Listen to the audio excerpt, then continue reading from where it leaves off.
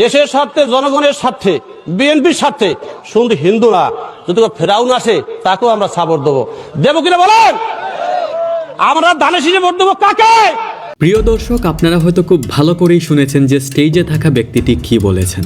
আর আপনারা এটাও জানেন তারেক রহমান আজকে দেশে ফিরেছেন। দেশে ফেরার পর তারেক রহমান কি ভাববেন, কি বলবেন? তিনি হয়তো এটাই বলবেন, কোনে এ লোক, কাহা সে আতে হে ये।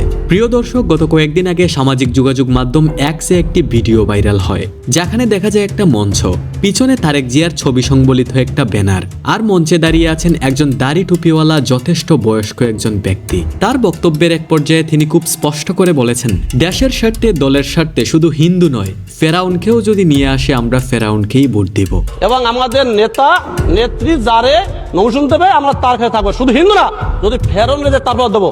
তিনি বলেন, আমাদের নেতা অর্থাৎ তারেক রহমান, আমাদের নেত্রী অর্থাৎ খালেদা জিয়া, উনারা যাকেই মনোনয়ন দিবেন আমরা তাকেই আগামী 12ই ফেব্রুয়ারি ভোট দিব, এবং সে যদি ফেরাউনও হয় আমরা তাকেই ভোট দিব। তাছাড়া প্রিয় দর্শক, এটা শুধুমাত্র একটা ভাইরাল ভিডিও। এই ভিডিও নিয়ে এখন পর্যন্ত প্রথম সারির বা বড় কোনো গণমাধ্যমে নিউজ কভার করা হয়নি। তো প্রিয় দর্শক, এই বিষয়টা নিয়ে কিন্তু আপনার মতামত অবশ্যই কমেন্ট করে জানাবেন।